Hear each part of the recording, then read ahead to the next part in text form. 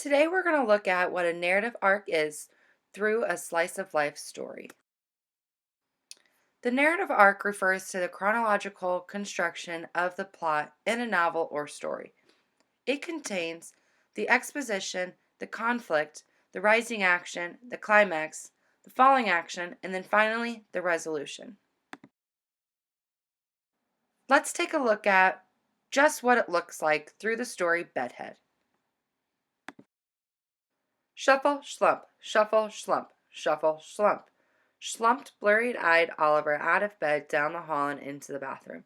He yawned, he yanked, splashed some water, swished some mouthwash, gave his front teeth a passable brushing, and then, in a gunkless corner of the soapy silver soap dish, and a fogless smidgen of his father's foggy shaving mirror, right there on the hot water faucet, for heaven's sake, he saw it. It was big, it was bad, it was...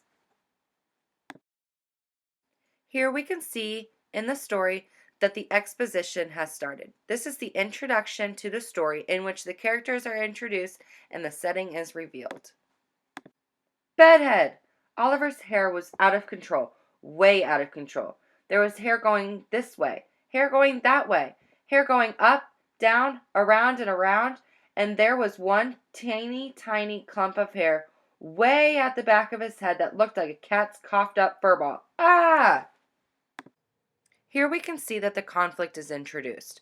The conflict is what this character is going to try to solve by the end of the story. Oliver's scream shook, it rattled, it rolled all the way down the stairs and into the kitchen, where Fruit Loops went flying, milk was spilled, spit and sputtered, and 2 toast pastries did triple backflips over the breakfast table. Oliver?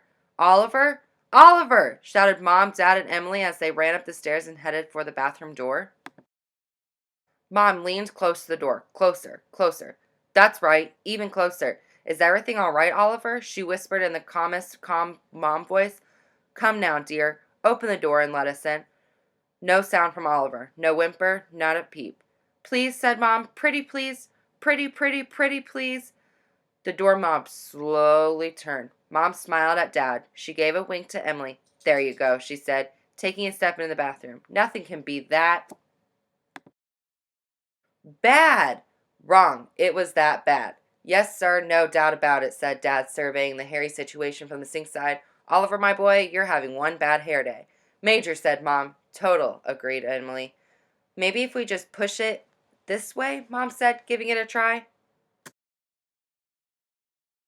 Boing, been there, done that, moaned Oliver. Perhaps if we just pull it in that way, said Dad. Boing, been there, done that, groaned Oliver. I could curl it, offered Emily, ready to roll. Oliver stared a steely stare at his sister. I don't think so. Oh, then we'll just wet it, said Mom. Yes, let's just wet it, they all agreed. So they watered Oliver. They splished him and splashed him, gave him a good soak and dunk.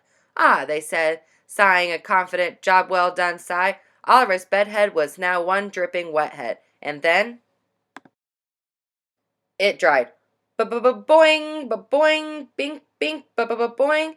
Hair started going this way, hair started going that way, then up, down, around and around, and there was now a bigger clump of hair way at the back of his head that looked like a cat's coughed up fur ball.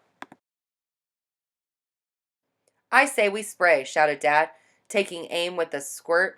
Yes, spray, spray, cried out Mom and Emily. So spray already, sputtered Oliver. So they spritzed him and sprayed him, and they gooped and glopped and moosed him. They even hairpinned him flat in 5 places for a good measure. Ah, they said, sighing a confident, job well done sigh. Oliver's bedhead was now one slick gel head. And then pins went flying. Ba-ba-boing, ba-boing, bing, bing, ba-ba-boing. Hair started going this way, hair started going that way, then up, down, around and around, and there was now even a bigger clump of hair way at the back of his head that looked like a cat's coughed up fur ball. Oliver wondered maybe if I just sort of, brushed it a bit. No, no, the 3 shouted, seeing the boy with bristles poised. Whatever you do, no, no, no brush.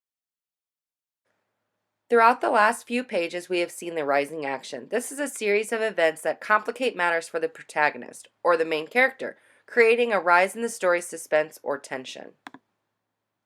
Too late. Oh yes, the brush got stuck. Not stuck in the hair going this way or that way.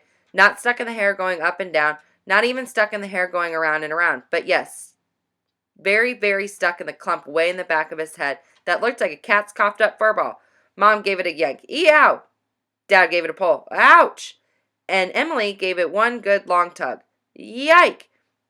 Well, said Mom with a bit of doubt, the brush is stuck, all right. Definitely stuck, decided Dad. A done deal, declared Emily.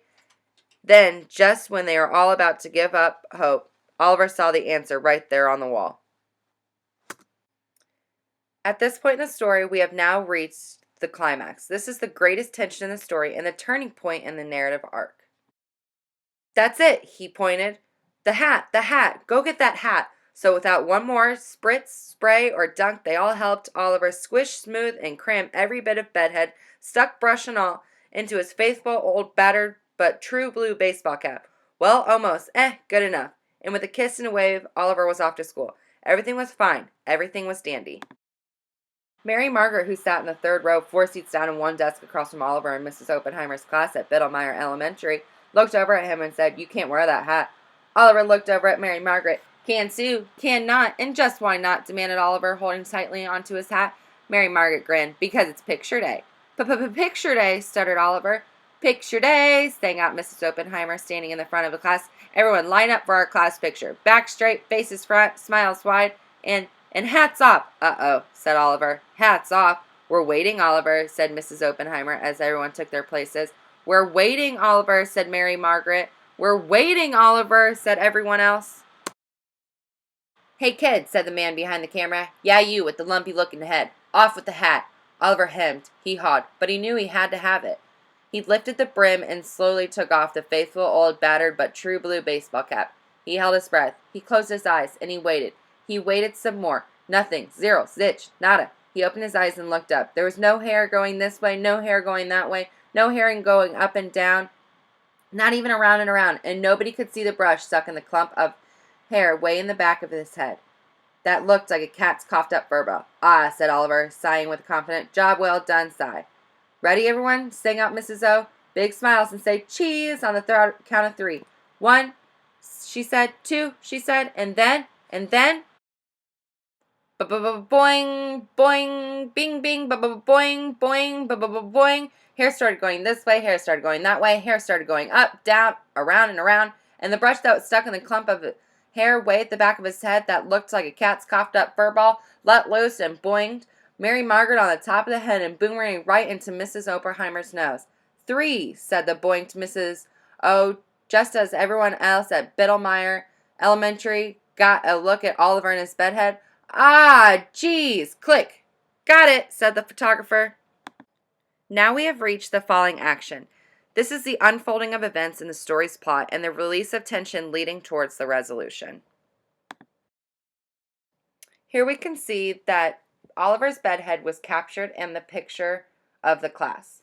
This leads us into the resolution of the story, which is where typically the problems of the story are solved or the problems of the protagonist are solved.